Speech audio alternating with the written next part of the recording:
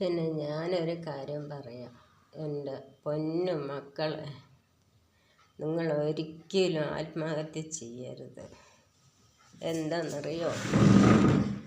ആത്മഹത്യ ചെയ്യരുതെന്ന് പറയുന്നത്, കണ്ട ഒരുമ്പെട്ട പെണ്ണുങ്ങൾ പല വീഡിയോസും ചെയ്യും, പല കുത്തിത്തിരിപ്പുകളും പല ഇതുകളും ഉണ്ടാക്കും.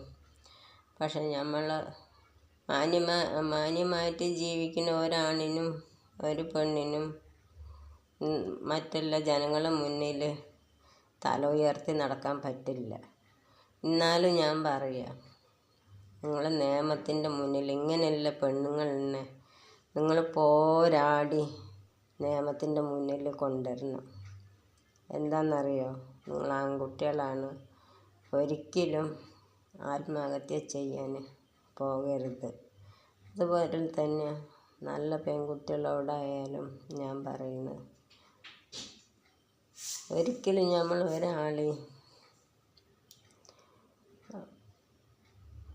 തെറ്റായ രീതിയിൽ നമ്മൾ അവരെ കാണാനോ അവരോട് പ്രവർത്തിക്കാനോ അവരെ തെറ്റായ രീതിയിലേക്ക് നയിക്കാനോ പോകരുത്. കാരണം ഓരോരോ വീട്ടിലും അച്ഛനും അമ്മയും മക്കളും മരുമക്കളും ഭാര്യയും എല്ലാ കുടുംബങ്ങളുണ്ടാവും. ഈ മക്കളുടെ വരവ് നോക്കി കാത്തിരിക്കുന്ന അച്ഛനും അമ്മയും രണ്ട് മക്കളോ അല്ലെങ്കിൽ ഭാര്യയോ ഒക്കെ ഉണ്ടാവും. ഇങ്ങനെയൊക്കെ ഓരോരോ പേര് കേട്ട് കഴിഞ്ഞാൽ ചിലപ്പോൾ ആ അച്ഛൻ്റെ അമ്മയുടെ ഹൃദയം പൊട്ടി തകർന്നു പോകും. അപ്പോൾ ആ കുട്ടി ദീപക് ആത്മഹത്യ ചെയ്തതിൻ്റെ വേദന അവൻ്റെ ഹൃദയം അത്രയും തകർന്നു പോയതുകൊണ്ട് ഒരാളോട് പങ്കിടാൻ അവന് ഉണ്ടായില്ല. ആരെങ്കിലും അന്വേഷിച്ച് അവന് ആരോടെങ്കിലും വിളിച്ച് അവൻ്റെതായ തെറ്റുകൾ അവന് പറഞ്ഞിട്ടുണ്ടെങ്കിൽ ഈ അവസ്ഥയിലേക്ക് അവൻ എത്തിക്കില്ലായിരുന്നു.